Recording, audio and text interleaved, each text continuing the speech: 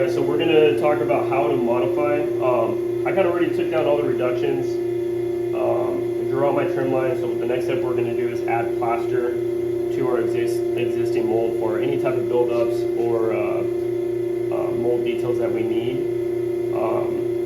You saw me just take it out of the water, so we're going to talk about that in a second. First, I just want to go over some of the tools that we're going to use to mix plaster. We're going to have a bowl ready with our spatula, and then once the plaster actually sets up and dries, we have our modifying tools. So we have our sure forms. That's a broken one. Regardless, so we have our half round sure form. We have our full round sure form, and our flat. This is usually a little bit longer. It's broken. We're not going to be using this right now, but this does exist, and is a great contouring sure form because it is so flexible. But for right now, for what we're going to do, once we actually get to that stage, we're going to use our half round sure form and our full round, the full circle. All right, so the first thing we're going to do is we're going to mix some plaster. So we're going to get a nice clean bowl and pour some water in there. So when we're filling our plaster, when we're filling our negative molds, we want to have that plaster a little bit more liquidy, kind of like a melted milkshake. With this one, we kind of want like a yogurt type of consistency. It's easier to spread, and then once we actually do spread, it's like spreading icing on a cake. So we're going to go over here. So same concept. We have our water. We're going to put a mound of plaster powder inside, and we're going to kind of wait until it's kind of it stops seeping around the mound of plaster in the center. And no big deal if you add too much, too little. You can always add water or add more plaster if needed. So we're going to start with that. I'm also going to add some color so you guys can kind of see the difference between the two shades of plaster that we're going to be working with. So just add a little bit of red. It's going to mix up to be pink. And sorry if you hear the buzzing in the background. We have our vacuum going. We're working on other projects right now.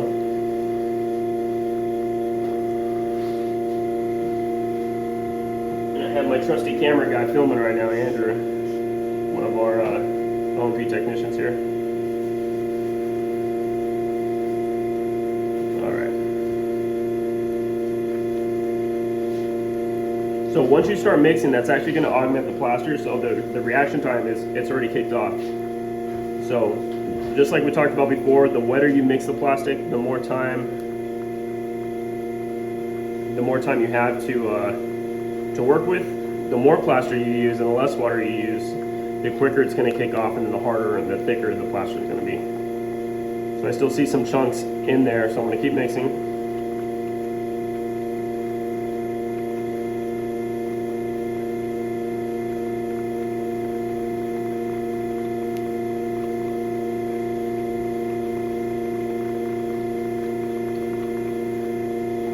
So this is still a little wet. It's too wet to work with right now, but I'm going to talk about what we're actually doing. So by the time I get done talking and start to lay this plaster on the mold, it's going to be pretty good. So I'm going to set this aside for right now. I'm going to pull out our mold. So anytime you're working with plaster, anytime you're going to add plaster to an existing mold, you always want to soak your mold for at least 5 minutes. I always have my mold soaking 5 or 10 minutes before I actually add plaster to it. If it's a real dry mold, your mold's been sitting for days at a time, you let it soak for half the day or a few hours at a time before you actually add any plaster. The reason being, if you were to add new plaster to your very, very dry mold, the dry mold is starving for water. So as soon as you lay new plaster down, it's going to suck that moisture out of that new plaster, and the bonding of the two is not going to be there. So once you actually go with modify, it's going to chip off. You go to sand, it's going to chip off, and you're going to have to start the whole process over. Soaking your mold beforehand is going to allow the plaster to bond better, so that when you're working with it, it's the one and the same piece. So always soak your mold.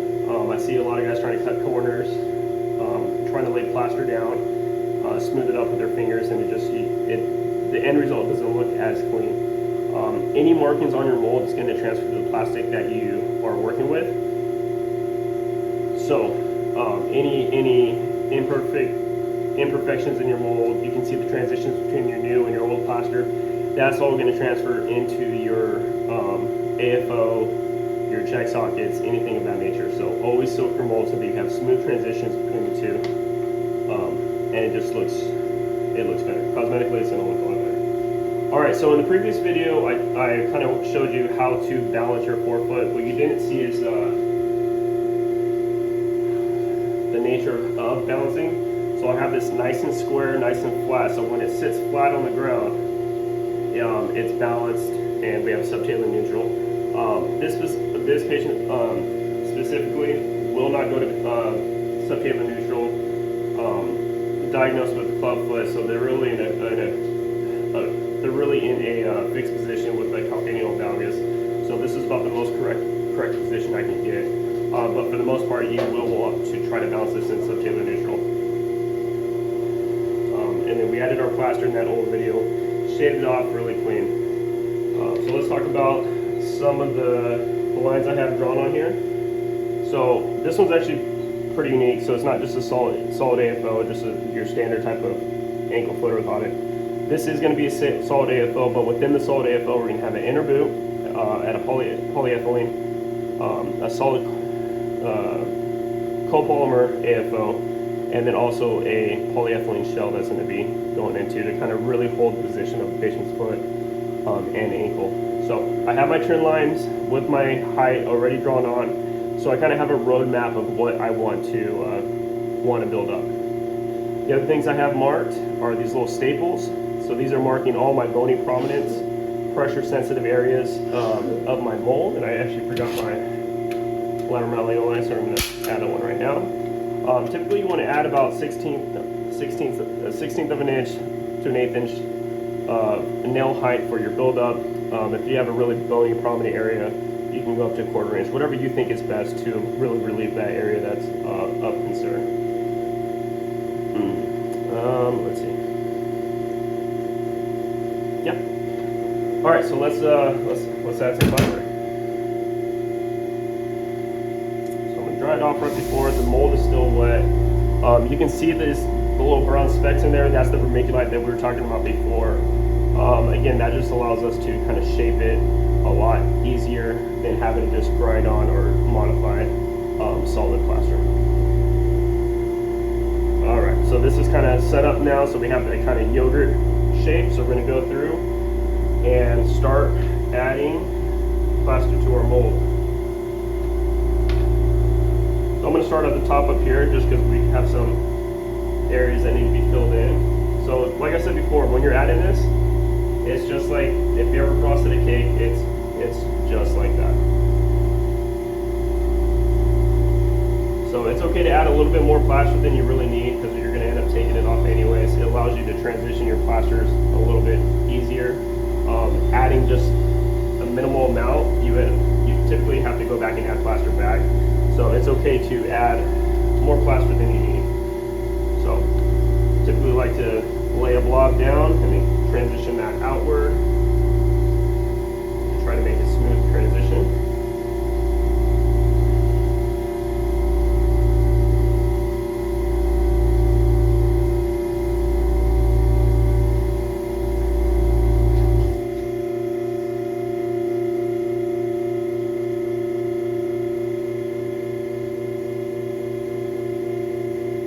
And then as I'm kind of smearing it, so if you see the spatula, as I push forward, I have the front end of the spatula kind of lifted up so that I don't dig myself into the plaster, and then if I'm going back, I'm lifting that up as well. So I'm kind of rotating the spatula back and forth so that I can push it pretty even, pretty smoothly. And just really focus on working in those transitions. Try to do as much work in this step so that you're not having to shave off too much or really shape all that much.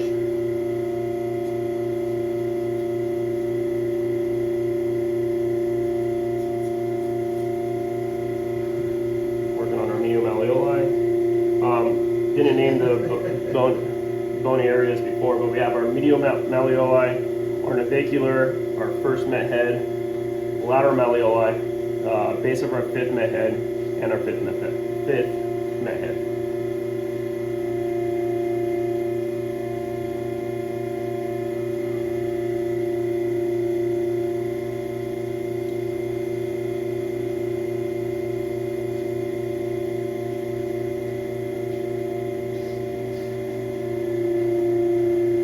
Going in, transitioning our medial arch, pre-shaping that. And it may look like I'm covering a lot. I'm not putting a whole lot of buildup over the whole area. So as I go over it with my Sureform, that's really going to scrape off and expose the existing layer of plaster or the original mold. But I'm going to use these sites as nails, kind of as my transition points to go from buildup to original mold.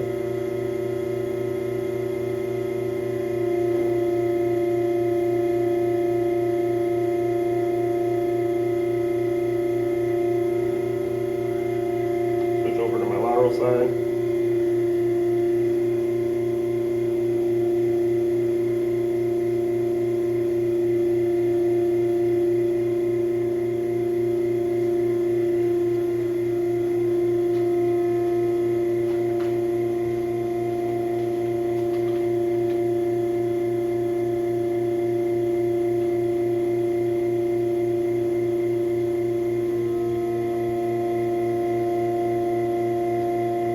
Start working on our inner boot section. After I detail this hill. Alright. So with your inner boot, we really wanted to wrap completely around the dorsal of the foot. Just to really get a strong hold of the foot so that if there is any spasticity or anything of that nature, we have good grasp of it, so that it's not really moving all that much. And it also helps with pressure because of total contact. We have more surface area to grab, so we just get better control of the whole foot in this situation.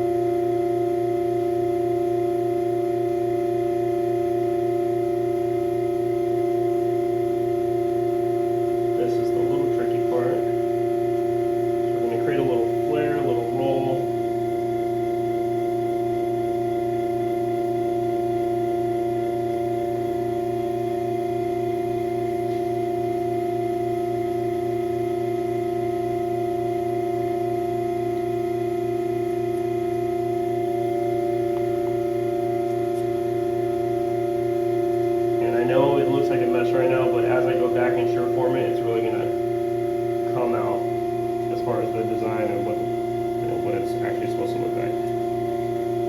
But I'm going to kind of try to key in and try to work in some details of what my trims are going to be while I'm laying down the plaster, so that I don't have to guess so much when I go to Sureform it later on.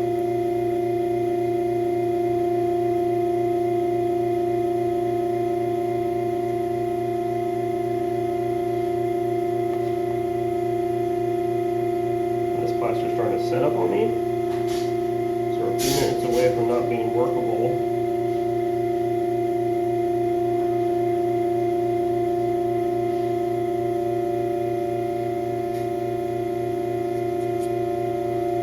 Alright, so one final step I'm going to do, I'm going to detail this upper portion of the inner boot a little bit more. As I wet my hands, I can use that to really get in there, kind of fine tune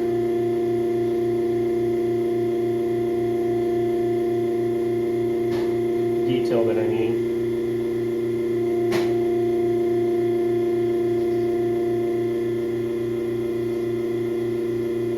Alright. Okay, so I laid down some plaster. In the next video we're going to kind of go over shaping, how to use those Sureforms, and getting this ready and prepped so that we can pull some plastic. So That's it for this video. The next video we're going to actually sugar form it and shape it.